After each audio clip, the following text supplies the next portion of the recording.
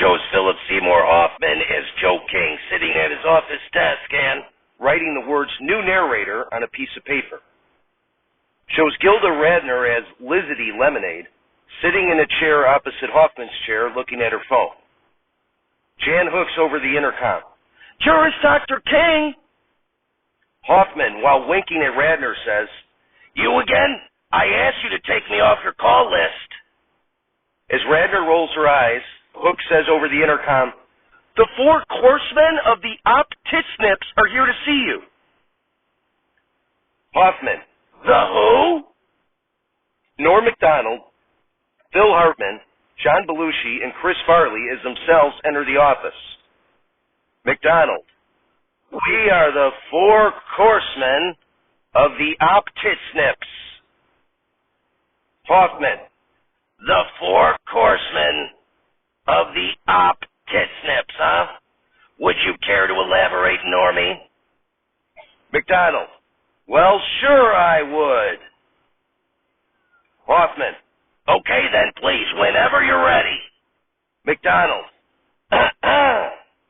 Hoffman, "For God's sake." McDonald, "We are the 4 Coarsemen. And that's spelled C-O-A-R-S-E, not C-O-U-R-S-E, as those 2 words, of course, are homophones." Radner, "It's pronounced homophones?" McDonald, "Not in this country, darling. Anyway, we are the 4 Coarsemen."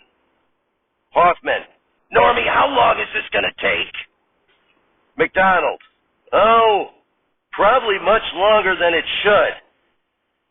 But just stay patient, because there's an even better gag involving us getting to see some tit snips. So just hold on for that. Anyway, now, Joe, it's a..."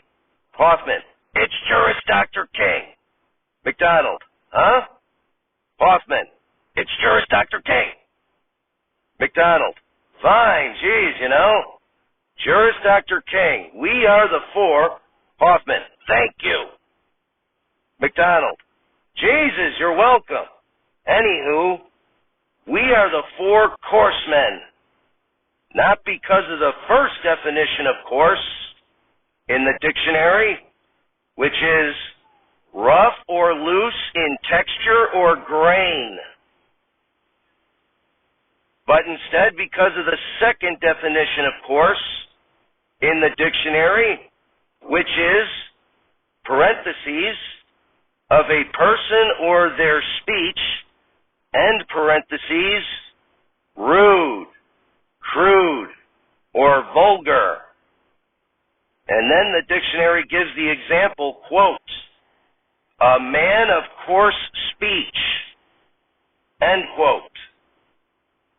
So us 4 are the 4 Coarsemen, because we are 4 men of rude, crude, or vulgar speech. Hoffman, "Okay, and the second gag." McDonald, "Why, we are not only the 4 Coarsemen, we are the 4 Coarsemen of the Tits.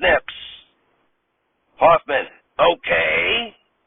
McDonald, "How about you ask me, what's the Tits? Hoffman, "What's the Tits? And by the way, are the other 3 of you going to chime in, or are you just going to let Norm cook?" Hartman, "This is just Norm's thing. We're here merely as props because Norm has incriminating photos of us." McDonald, "You can never have enough incriminating photos of people, I tell you. Comes in handy when you're running an op. Anywho, the answer to your first question is that Tits is because SNL has 4 new cast members. 3 of them actually have members, as in penises. One of them, however, does not have a penis. Hoffman. So she's a girl then. Belushi. Hey, what the hell, man? Hoffman. What? Belushi. Don't assume gender like that, you bald bigot. McDonald. Anyway, this fourth member, the one without a member, they is not a man, nor is they a woman. They is non-binary. Hoffman. And what is non-binary exactly? Farley. A non-binary person is someone who does not identify as exclusively a man or a woman. Someone who is non-binary might feel like a mix of genders, or like they have no gender at all. McDonald. But get this. While this fourth member is non-binary, they still has tits. Hoffman. Go on. McDonald. Well, you know, I reckon that if they ain't a woman, then they should be able to show us they tits. Right out there on live TV. Just have they tits out there unexposed. And then we can see the holy grail of tits. That, of course, being nips. Therefore, us four coarse men of the op tips nips are asking they to show us they tits nips. And dead from the earth, Hoffman. Oh God, no, Normie, this is definitely SNotL material. McDonald. In that case, live from Norm's phone, Hoffman. It's Tom's phone. McDonald. Who the hell is Tom? Hoffman. For God's sake, live from Tom's phone, we're not alive. It's Saturday Not Live SNotL, starring an ever-evolving cast that is unionized and refuses to allow their names to be mentioned until their demands are met.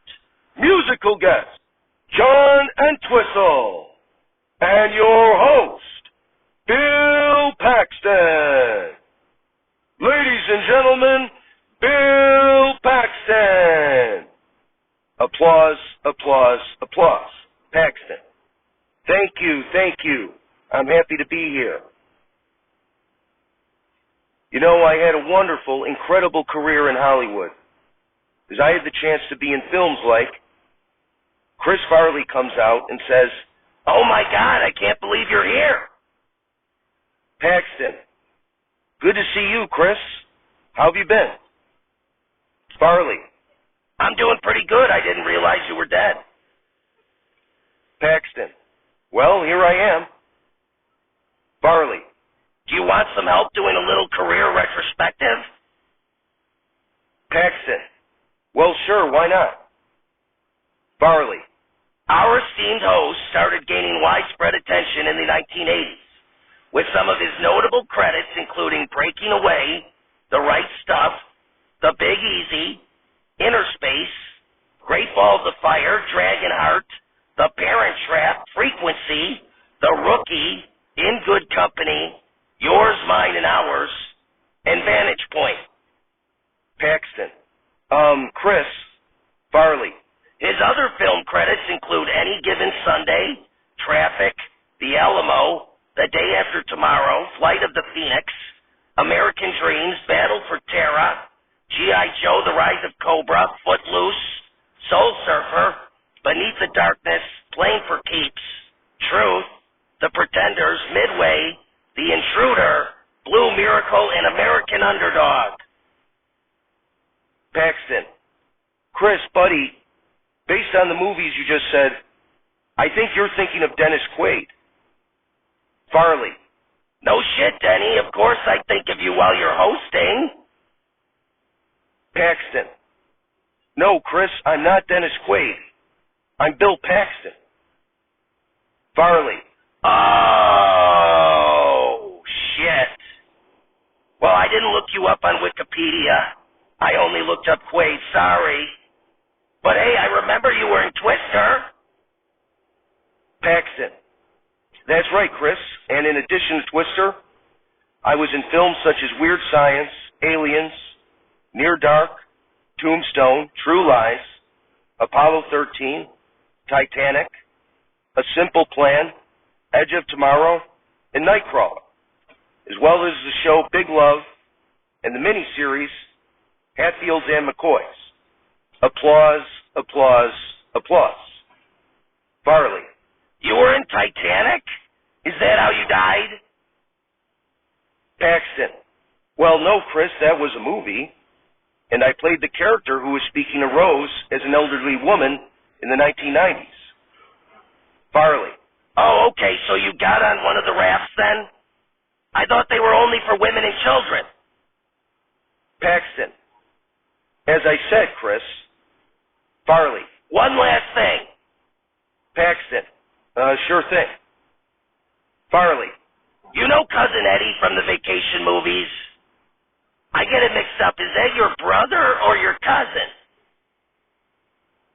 Paxton. Folks, I'm going to move on. I think it might take a few hours for it to sink in with Chris here that I'm not Dennis Quaid. Anyway, we have a great show tonight. John Entwistle, bassist for the band The Who, is here.